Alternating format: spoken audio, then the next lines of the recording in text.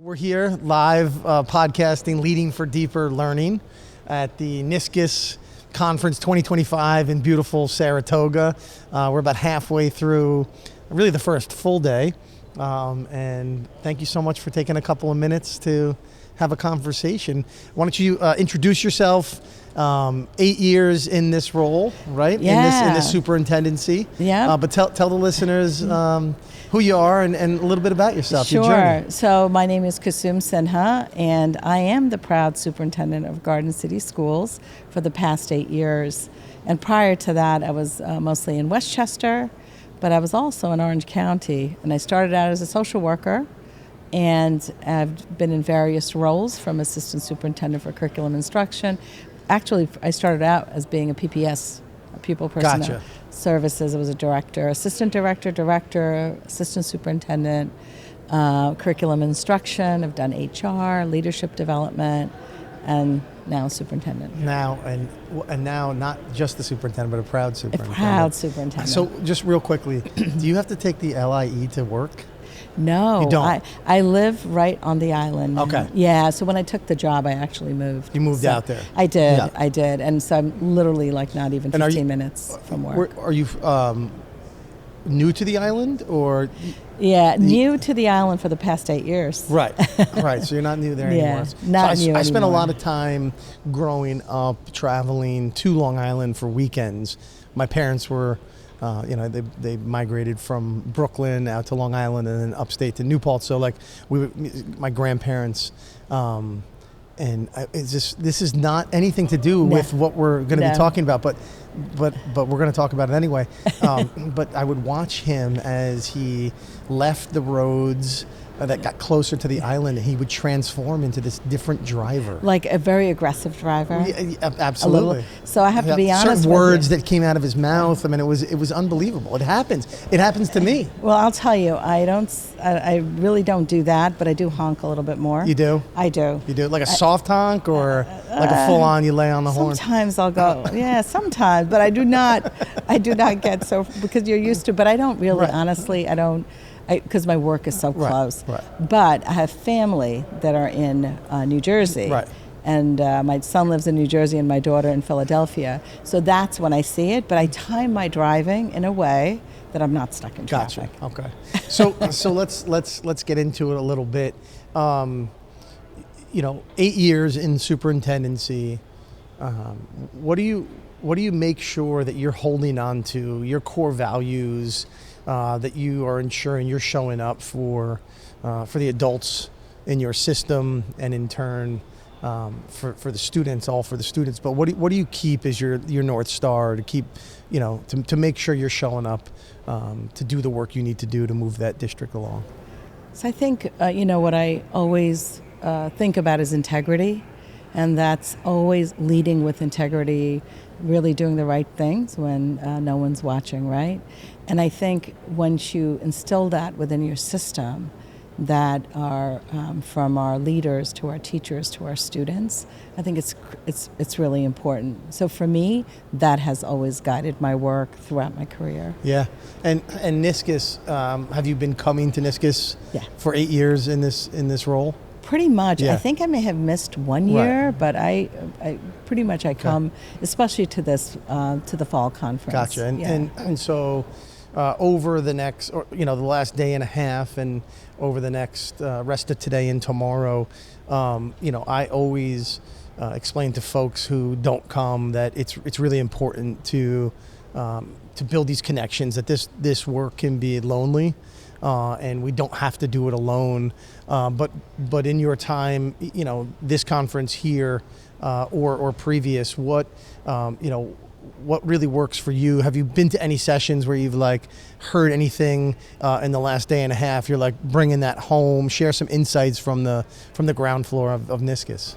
So I have to tell you, I think anytime I go to a conference, I always take something back. And so, for example, yesterday's keynote, I thought he had some great ideas on what you can great bring. energy too. His energy was unbelievable. And then when he talked about ways you can really celebrate your district. Like, how often are you celebrating? What is your tagline for your district? So I really thought about that, and I actually love the idea of getting your kindergartens to do that sign-in day. Yeah. So I have to really think I about like that a lot. see how I can get that going. Yeah. So that was wonderful. I just right before this, I was at the AI one with a colleague of mine, Jared, who's presenting, and there's things you take back, and he was showing some great tools there. And then, of course, Donna DiCiato, who's our president, she's amazing. Yeah. So she was very inspirational yesterday and today. Yeah. Very good.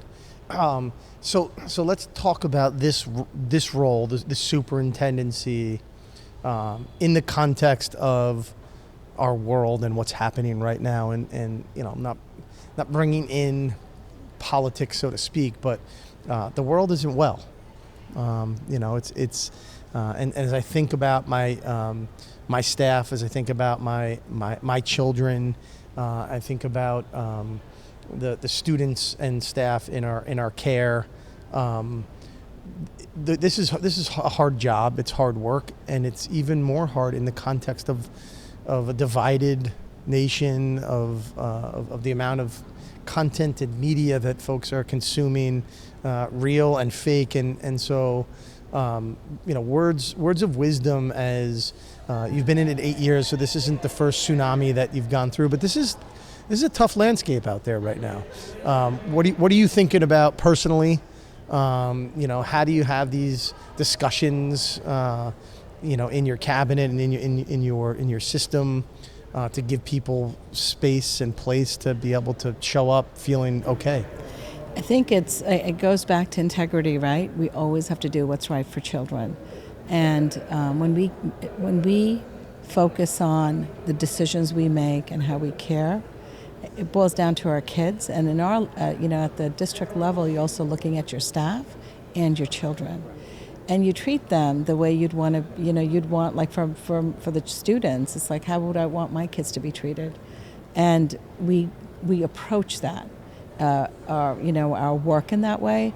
And I have to say, one thing that I'm really proud of in my district is the high level of connections our staff they have to our children. From our teachers to our clerical staff to our bus drivers, there's a strong connection. So our students have a strong sense of belonging when they walk onto our campuses, right? So that, I think, is really important. And similarly with our staff. So you listen, and it's around connections. So you have to build strong connections. And that's not arbitrary. So there's got to be some things over the last 8 years that you and your district have been intentional about creating that, because when we think about, like, the container of school, and relationships aren't necessarily prioritized in the industrial model of schooling. So can you share ways that you've made that intentional? Absolutely. Right from hiring. So when we hire, that one of the first things I do when I meet with our teachers is I start building that relationship and really say to them that, we brought you here to make us better. Right. I want you to think about that. And I spend time with each one of them talking about the importance of knowing your children and knowing your entire classroom in a way that that they know you care. And that's the most important thing. And we do that with our staff. So how do I do it? I show up. So, you have to be visible at all times, and not visible for the sake of, but visible with care, deep care. Yeah. So if I go in my district and I'm in the community, they know that I'm always there. Yeah, I mean, I love, visible with care, and, because just showing up isn't enough. And I know, like, as you're talking, I'm thinking about, personally and professionally, right? Like, there's been times when, like, I'm present, but I'm not there. And that's you got to work at that. Yeah. You got to make you have make to that. Yeah. I mean, like right before, because I came here on Saturday, because I had something to go to here on Saturday in the evening. That morning, we had a teacher who was being recognized for a woman of distinction. A parent had nominated her. I made sure I went, not because just to show my face, but I was overjoyed to see one of our students who this teacher had a great impact on, and telling him how proud I was of him. and his family to nominate a teacher of ours. You know, it builds a community. You have to have that. And I always talk about this, that the more you do, the more you're engaged in that way, when things go wrong, you have grace. Yep. Right? You have grace. Yeah, and you know, as you're talking about that, we had an opportunity to work with, you know, an individual who came in to do some work as we were thinking about code of conduct and restorative practices and how we are being intentional about kind of building community and the relationship work. And she shared this line around, you know, restorative practice without community doesn't exist, because if you don't have community to restore back to, then what are we doing, right? And that was just that's been a kind of a game changer in thinking about that. So I think that's really important what you just said. You have to, because we all work in our roles as superintendents in a community. Right.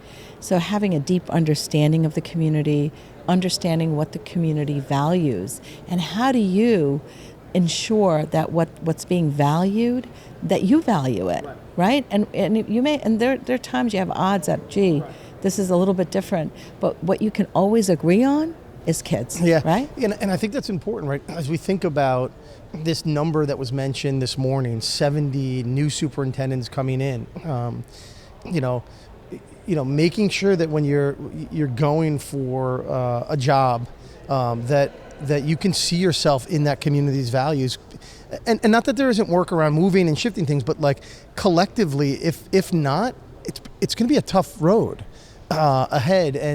And so as you think about, you know, 8 years in this superintendency, 70 new superintendents coming, this idea of community, integrity, and our current landscape in the world, it's a tough job. What are you giving advice to? What advice are you giving, rather, to new superintendents who are going to be, or who are just starting, or going to be entering the field?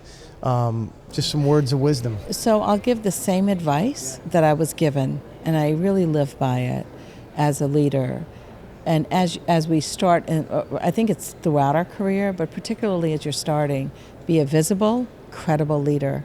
So being visible shows, and you have to care, and credible is you get that through trust. You have to build trust, and you have to show up, and you have to do what you're saying you're going to do, right?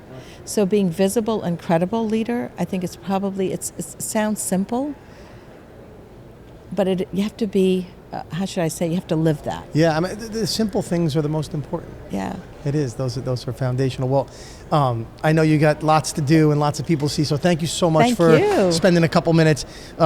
We have in July our Deeper Learning Conference. Let's have Garden City represent. Come on up to Kingston, New York. It's an awesome conference where leaders aren't going to learn about this concept of deeper learning and leading, but they're going to be immersed in an experience. So it's a great way to, again, do that connection work at the leadership level. Hopefully we'll see you up there. I'll definitely take that, and Awesome. We'll take it back to my team there. Perfect. Thank you. Thank you so much. Appreciate Thank you. Yes, Thanks thank you. so much. Yes.